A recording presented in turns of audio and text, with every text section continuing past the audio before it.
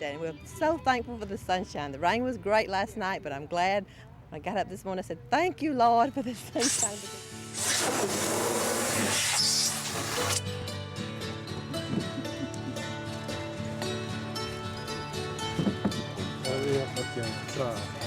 Susan got all of them.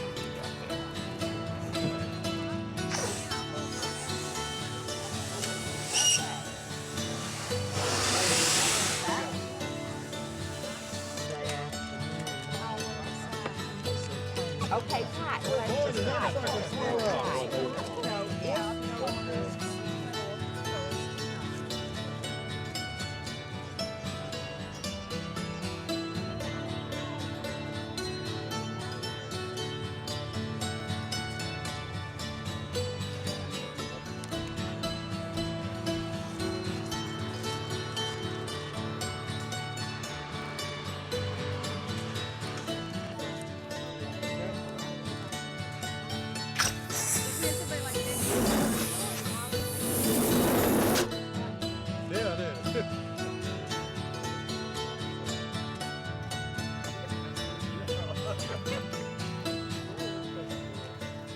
Well, we kind of call it that it is that the state capitol is being born again. So it's the second coming of the State House on this square.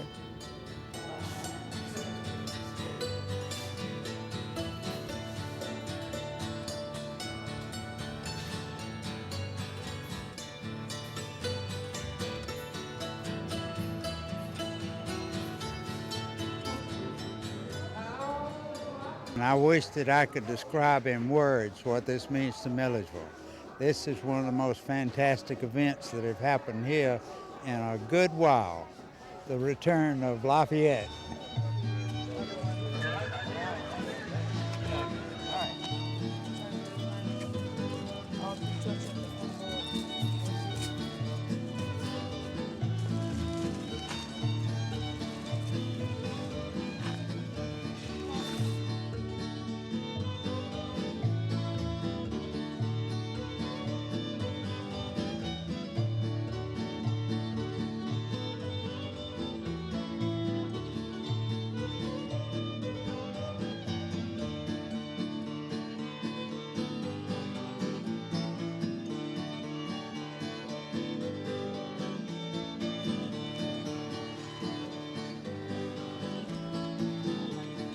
We're actually setting up for our day of celebration. We have the activities all underway, and this is our hat table.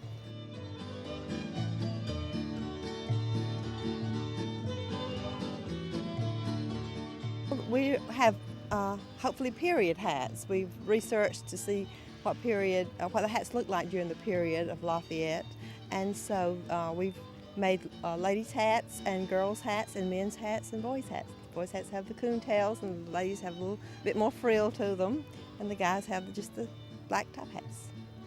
These are the ladies' hats, and we'll attach. We have a group of ladies that are coming in later that will help everyone decorate their hats, and we'll add streamers, ribbons to the ladies' hats. The girls will decorate their hats. They will have flowers and ribbons and things to put on.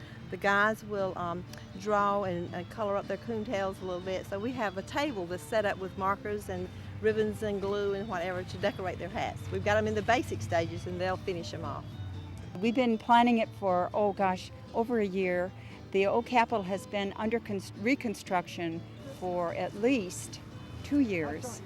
And it's just been a tremendous effort. We've had people calling from everywhere that will be here today. We've got visitors in town that have come from long distances to be here today.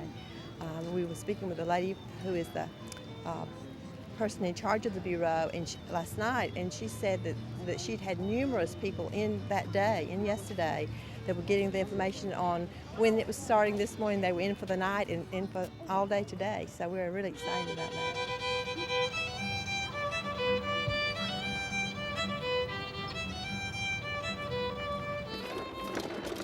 We're on our way now over to set up the area where the children's games are going to take place.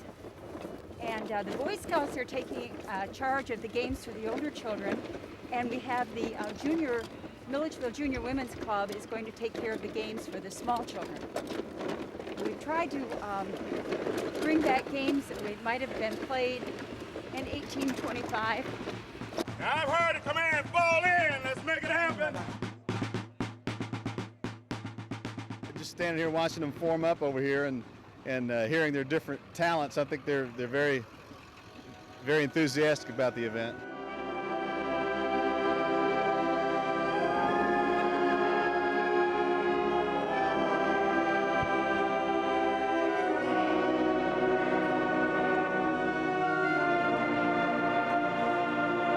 This is new to me. All of this is new to me, and as I stay in the city more and more, I learn a little bit more, and this is helping me to open my eyes and say there's a lot more to learn here. I think this is an excellent opportunity for the kids of the area to gain a better perspective of what happened hundreds of years ago in this area.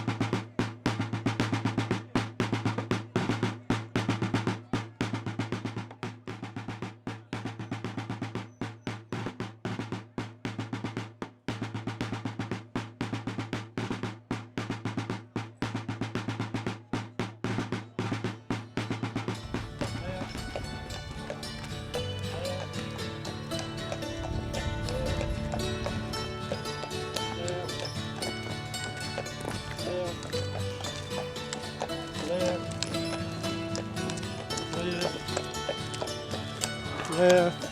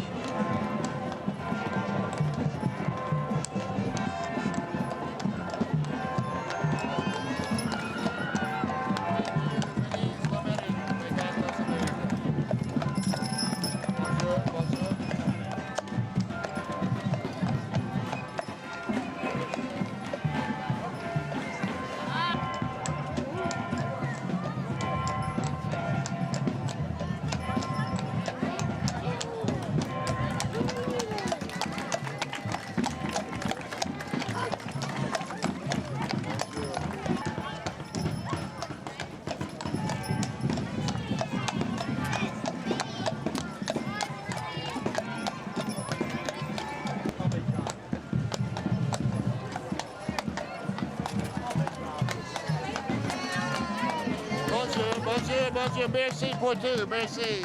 Merci, merci pour le piccolo. Me too. I got a kiss from him.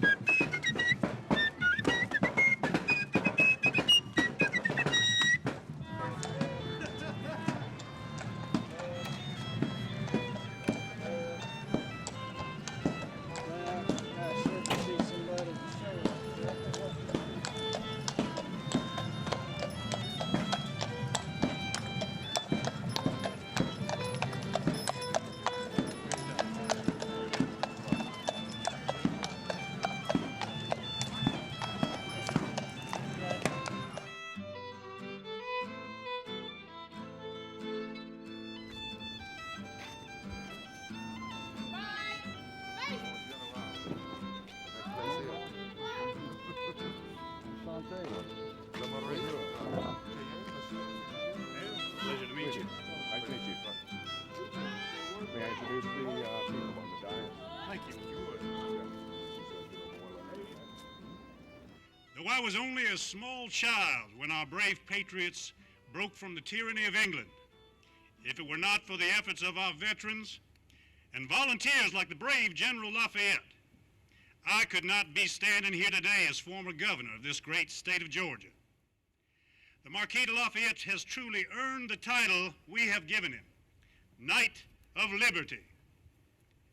As I wrote in my letter inviting him here on his visit to our country as the nation's guest, you will everywhere see a people opening their arms to receive you, all equal, knowing no distinction but that of public service, which in their estimate places you by the side of Washington.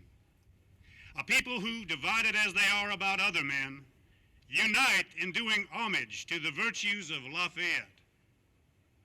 Speaking of General Washington, I'm proud to see your son has come, George Washington Lafayette, named after your American comrade in arms. Tonight, we will have a ball in your honor and in celebration of the restoration of this wonderful building. Tickets to the ball are $6. Well, those are $18.25. Perhaps there I can repeat the toast I gave all to honor you at that first ball. A union of all hearts to honor our nation's guests. A union of all heads for our country's good. Thank you. I now welcome Monsieur Lafayette. Bonjour, bonjour. J'ai besoin de mes lunettes, excusez-moi. People of Georgie, I congratulate myself on the opportunity I have enjoyed to be greeted by the people of Milledgeville, to delight in meeting les descendants of my revolutionary companions, such as the Prosser family, whose ancestors saved me at the Battle of Brandywine, who have all given me, as you all do, the gratification of taking me by the hand. When I came here nearly half a century ago, in 1777, I was but 19 years old.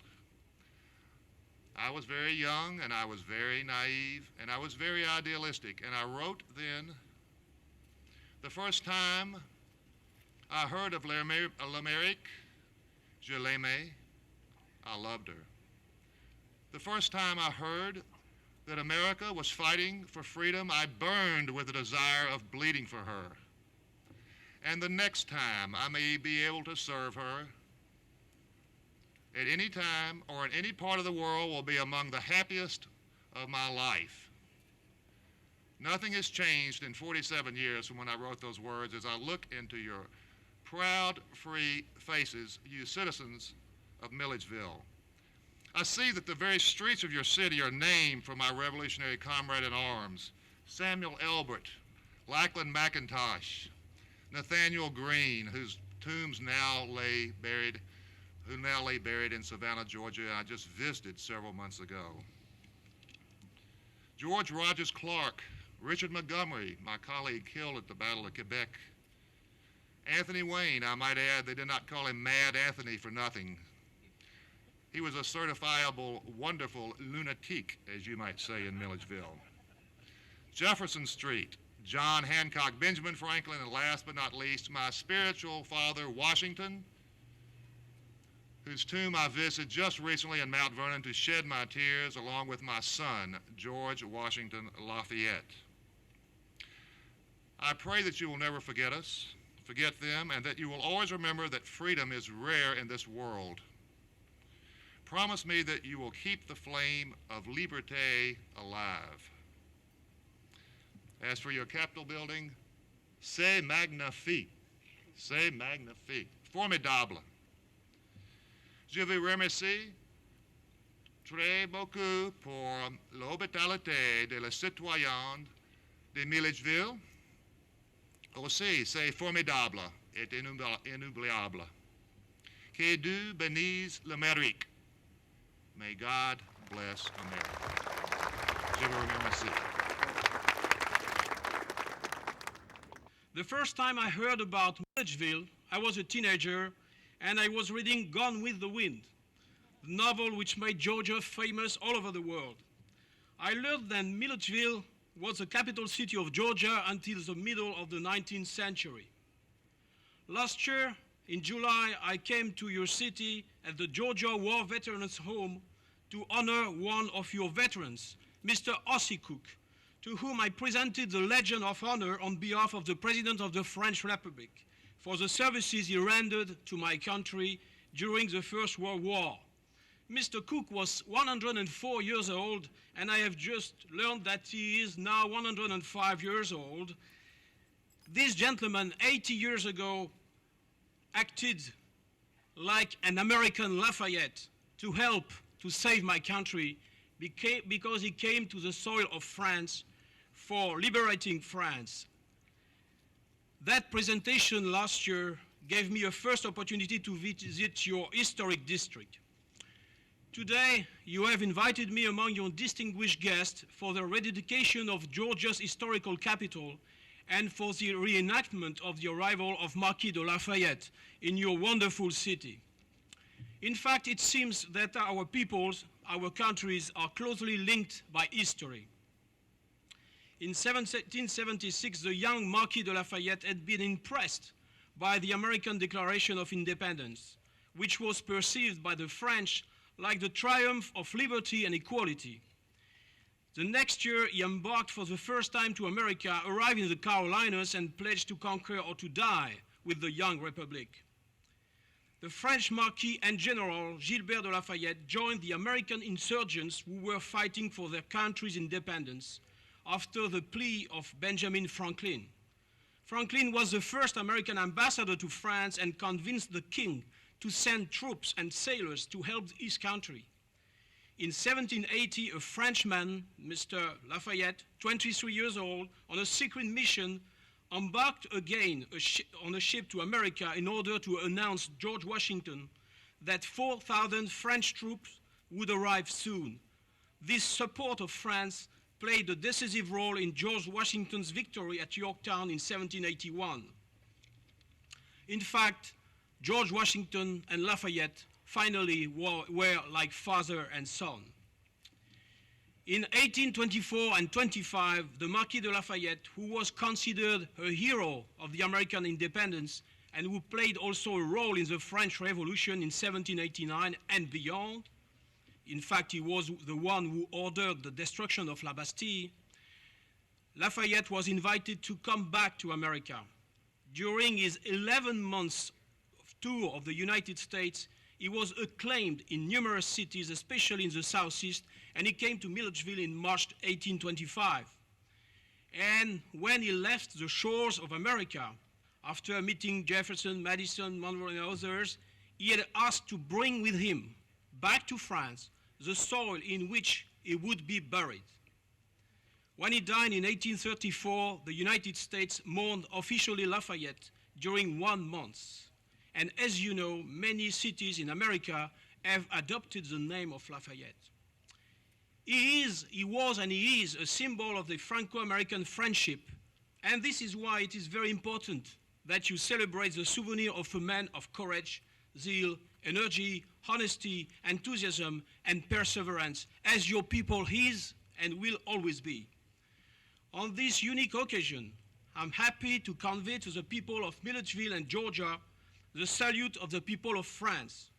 We congratulate you for restoring this historical building of the old state capitol, which was the site of some of Georgia's greatest debates, including the Secession Convention of 1861. We congratulate you for cherishing the souvenir of Lafayette and doing so for celebrating the friendship between France and America. Thank you very much.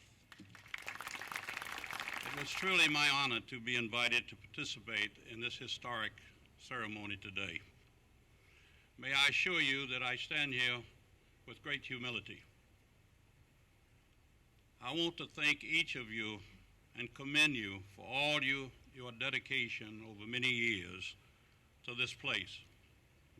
I believe I speak on behalf of everyone here, General Boylan. You have our profound respect, deep appreciation, and heartfelt gratitude. Certainly, friends, we are not only honored to have a governor of the past, but we are honored to have the governor of our great state here with us today. The leadership that he has been giving our state has certainly been outstanding. And I would be amiss if I didn't thank him, and yes, his predecessor, now Senator Zell Miller, who committed support and efforts toward this restoration, and certainly toward the future of Georgia Military College. Governor, we thank you very, very much. We stand here at the dawn of the 21st century, and we're looking up from the steps of a building that was started at the dawn of the 19th century. Construction was started on this building just a short time after the birth of the United States of America. Just think of this. The writer of the Declaration of Independence was President of the United States. Although this building was not completed until 1812, the Georgia legislature began meeting here in 1807 and continued for more than a half a century. Many of our important laws that went into the creation of this great state of ours was made right here in this building. Yes, this building has been damaged by fire, and it's been ravaged by military invaders, and parts of it has had to be rebuilt on several occasions. But the spirit of the past continues to inhabit this place. It inspires and energizes us who have had the privilege and pleasure to go through here. It helps us to remember what's really important. It's that same spirit that I walked out of this building and through these gates out into a world unknown that kept me going. Without that spirit, this building would be just another magnificent example of Antebellum architecture. But we know that's not all it is. It is, in fact, a monument to countless people, some well-known, some obscure, who have made that place, this place, truly special. Then after the war in 1868, when the state capital was moved to Atlanta, this grand old building took on a new life. The citizens of Milledgeville established a new school that they would eventually become known as Georgia Military College. In 1880, the first class of 219 students entered, soon to become the first of legions of citizen soldier graduates who have passed through this building and out these gates. These people form an impressive and honorable legacy. The graduates of this institution have gone on to make tremendous contributions in every field of endeavor. Some of them have reached the pinnacles of success, and sadly, many have paid the ultimate price while bravely risking their lives for the defense of the country and our freedom. In every case, however, the unique and wonderful spirit of this place endures and animates those who have been touched by it. This impressive gathering here today is just the latest and clearest evidence of the way so many lives have been changed by this building and for the better.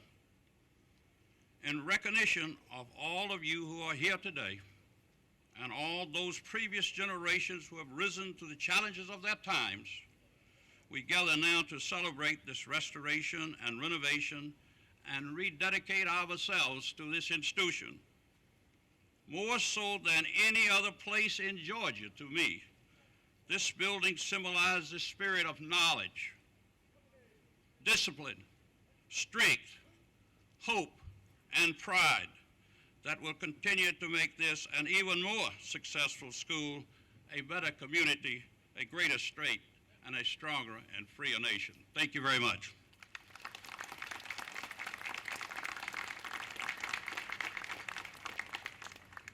Thank you, Secretary Ussery. I'd now ask Governor Barnes, Secretary Ussery, Governor Troop, and Lafayette to accompany me up, and we'll cut a ribbon. There you go. Okay. All right, you ready? Call it, Governor. 1, 2. Hey!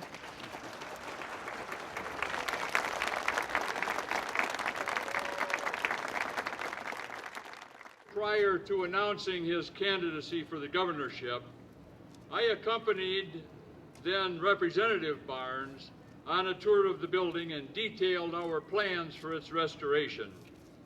The first words out of his mouth were to the effect, "You can't get it done for that amount of money."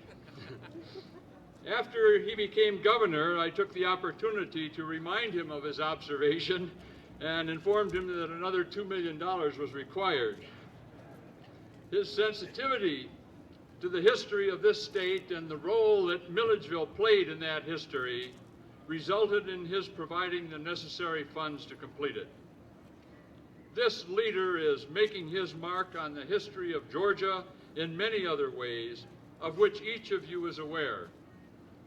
Sir, you and Mrs. Barnes honor us with your presence today, and I am proud to introduce you to our citizens, Governor Roy Barnes, Governor of the state of Georgia.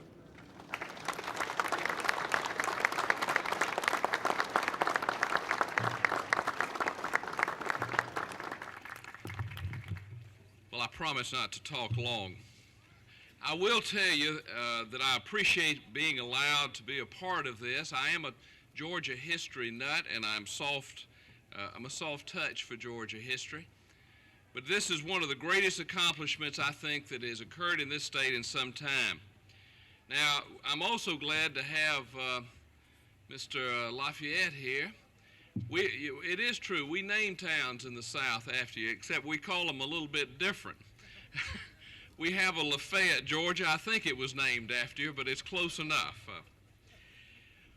One of the things that I want to do today is to recognize not only General Boylan, who I agree with Secretary Ussery, has been a rebirth of this school and the driving force behind this restoration, but I also want to recognize Secretary Ussery, who is a good example of the leadership that has come from this place over the years. Now, we know, as he stated, that this building is a historic place.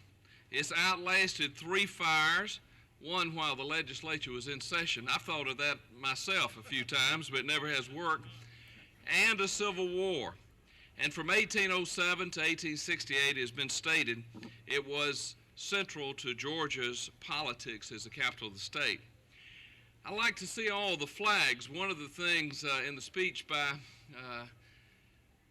Lafayette, he talked about the Prossers. There's an interesting book I was just reading the other night. In fact, I copied it and brought it about the history of this place.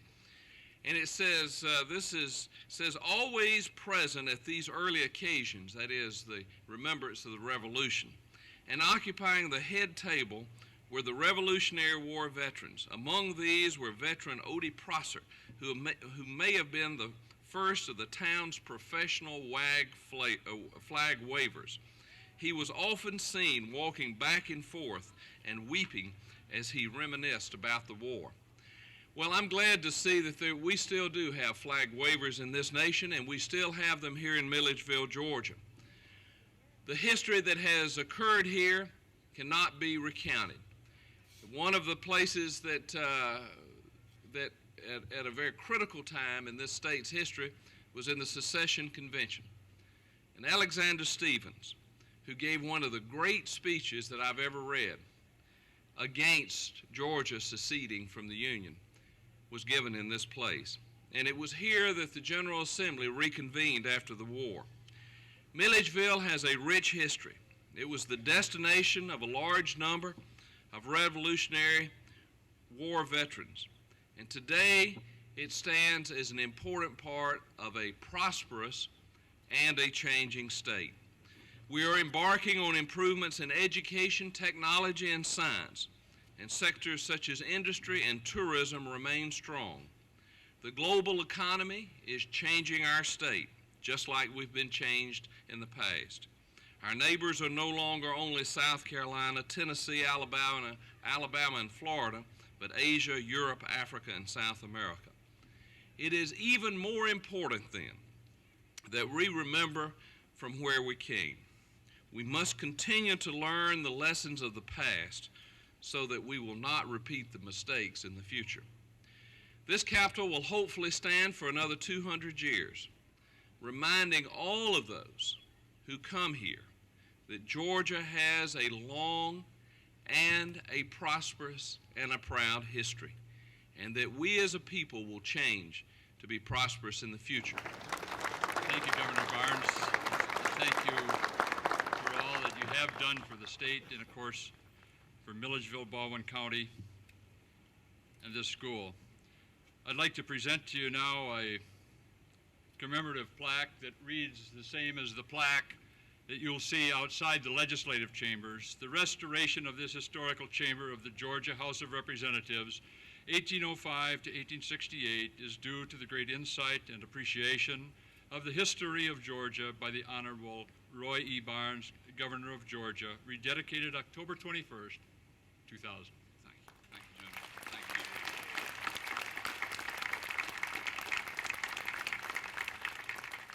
you. Honored guests, citizens of Milledgeville, and friends from all over the land, thank you for helping us celebrate today. Please enjoy the many activities available here at the square today, and be sure and tour the new old Capitol building. Thank you once again. Okay. She received an award down at Clearwater. Okay, great. Will you let me know? Hey! Oh, how are you? How you doing? I just want to thank you. I'm Mary. Yeah, I know who you are. Good I to see just you. want Look to just thank like you her. for everything. Well, I love her. Good to see you. How you doing? Good to see you. Good to see you. Just fine. My son John. Hey, John.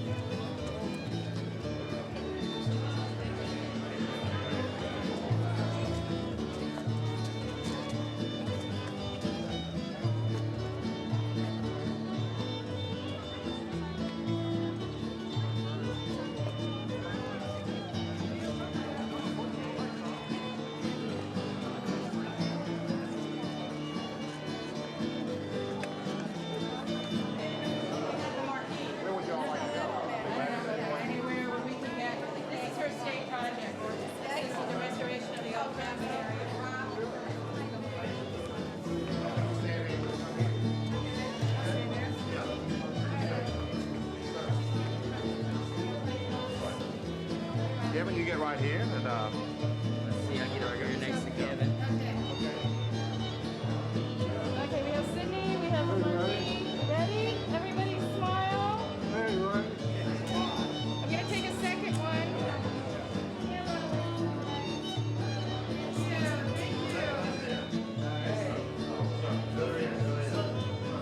traveled from Virginia, where I'm stationed at the Pentagon now, to be here today, and because of specific family significance, I'm the fifth great-grandson of Odie Prosser, who is credited with saving the Marquis de Lafayette's life at the Battle of Brandywine. My fifth great-grandfather carried Lafayette from the field of battle. And when Lafayette visited Milledgeville in 1825, my grandfather at that point had moved from Virginia to Washington County and was present that day of the original parade in 1825. And Lafayette recognized my great-grandfather, who during the American Revolution was only 16 years old, and some 50 years later, Lafayette recognized him and said, "My friend, you're the one that saved my life. Thank you." And so, from that perspective, I'm very proud of my family's history and the contributions that we made to the gaining independence for our country, and the contribution that every male in my family has always made for the nation, and that is serving in uniform. The old Capitol was where the secession took place. And many of the laws that affect Georgia today started out right there in that particular building. The secession hearings were held here in 1860, in late 1860, 1861. Those powers call this agent the United States of America. The basis, the cornerstone of this government, was the perfect equality of the free, sovereign, and independent states which made it. You may make my name infamous forever, if you will, but save Georgia, fight for it, win it, or perish in the effort.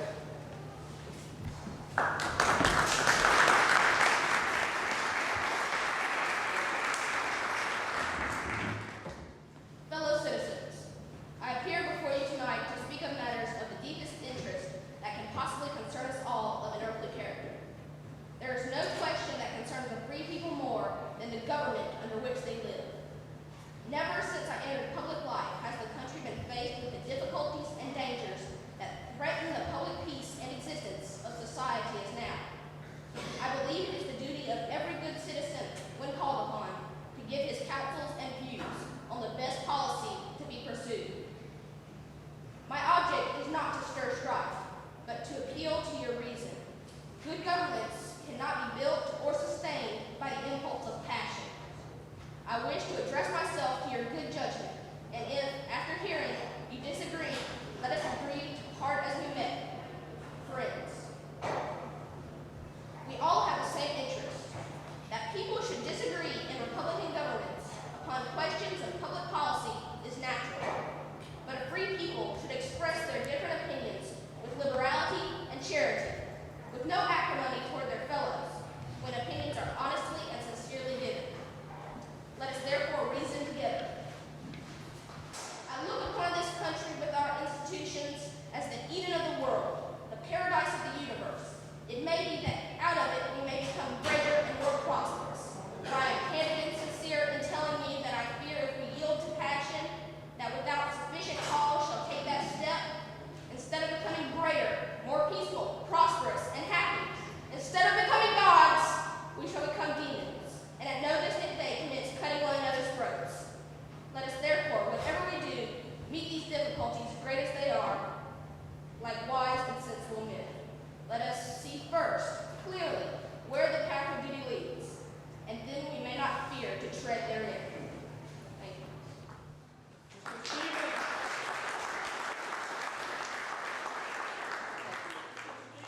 No man dares say now, I love this union for its blessings. Today, if the question was submitted to an independent Georgia, shall we go into this union, 10 voters will not be found who would choose to league with the dead. The cry of union has been a tower of strength, and I fear that some will stand by the watchword after the citadel is in ashes. Such leaders do injustice to our people. My friends, there is danger in delay. While hope of better things lived, I could be patient and hope on, but when hope died, darkness came, and the only gleam of light in the dark horizon is from Georgia's star, independent and, if necessary, alone. But she will not be alone. Georgia, empire state as she is and deserves to be, must be no laggard in this race. The head of the column is her birthright and her due. To the column's head let us march. Let Georgia speak now, and a Northern regiment will never cross her borderline. I've spoken for myself. Answer now for yourselves. When the dogs of war first lap the blood of freemen, what will be the consequences? I think I see in the future a gory head rise above our horizon. Its name is Civil War. Already I can see the prints of his bloody fingers upon our lintels and doorsteps. The vision sickens me already, and I turn your view away. O Georgians, avert from your state this bloody scourge. Surely your love of union is not so great that you can offer it on the altar of fraternal peace. Now we have heard the word of our fellow Georgians.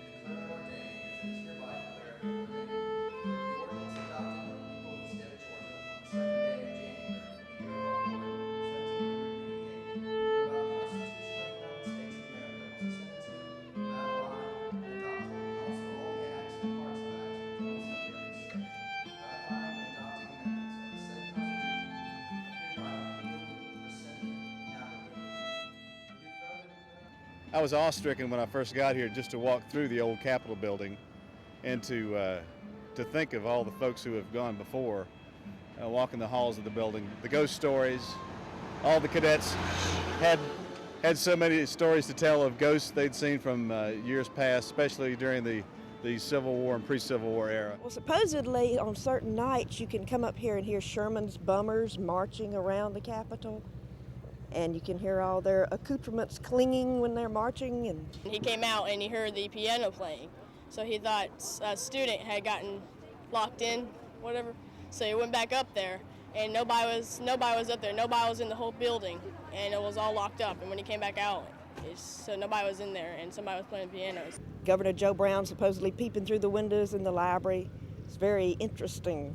There are all sorts of stories about it, about what the Yankees did to all the state papers and threw books out, into a pile and burned them. It is really a remarkable building in terms of where it's come from, what it has endured over the years, fire, all kinds of things have happened. I recall back in 1941 when it burned. I lived only a block or so away, and of course you could almost feel the heat from it and see the flames from it. But it's also been used as a courthouse. It's been used as the college. It served a number of purposes here in the community. This has been a community effort from the beginning, and started with 15 people doing a little brainstorming, and it's just grown through the years as we've done our planning. But we'll be telling folks chronologically the story from prehistory times all the way through to 1900. And then we'll have a thematic presentation in one of the galleries that will just talk about 19th century lifestyles and the people here who live those lifestyles. And then we'll have another gallery that will talk about, will rotate every 6 months, and it will have different exhibits pertaining to anything that's of interest to Georgians about our history and culture.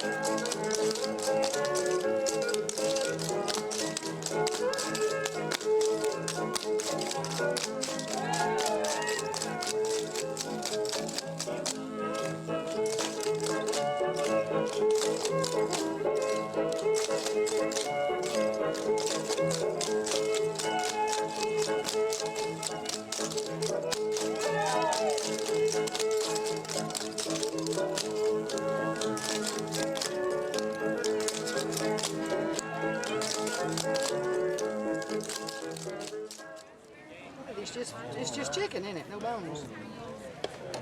Okay.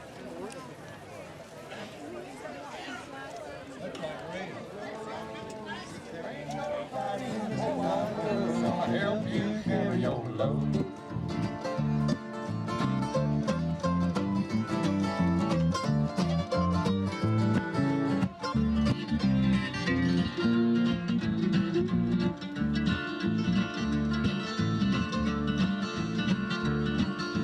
One day my daddy told me some advice I'd like to give to you. Son, find a good woman, be good to her, and she's gonna be good to you. Walk on, boy. Walk on down the road. There ain't nobody in this whole wide world gonna help you carry your load. Thank you, Martin.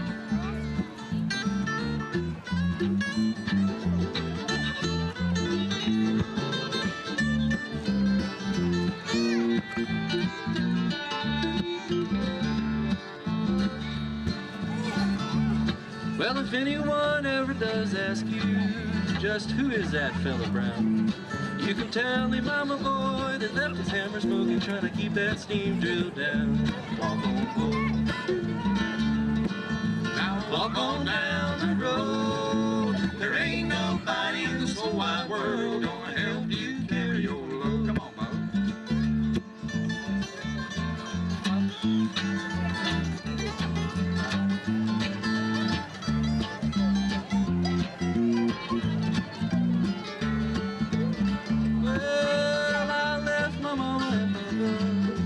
Just about the age of 10, I got me a job working on the levee, toting water for the hard-working men. Walk on, boy.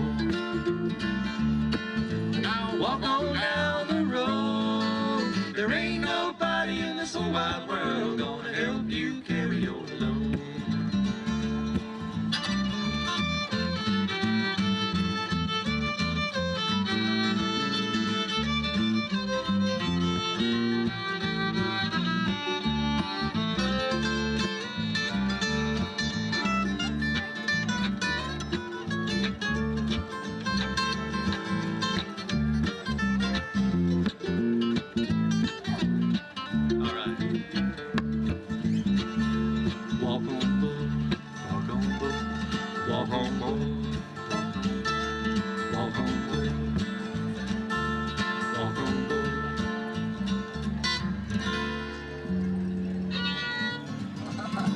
Right. It's not the pale moon that excites me, that thrills or delights me. Oh no, it's the nearness of you. It's not your sweet conversation that wills this sensation. Oh no, it's the nearness of you. When you're in my arms and I feel you so close to me, all of my wildest dreams come true. I need no soft lights to enchant me, baby, if you would only grant me the right to hold you ever so tight and to feel in the night the nearness of you.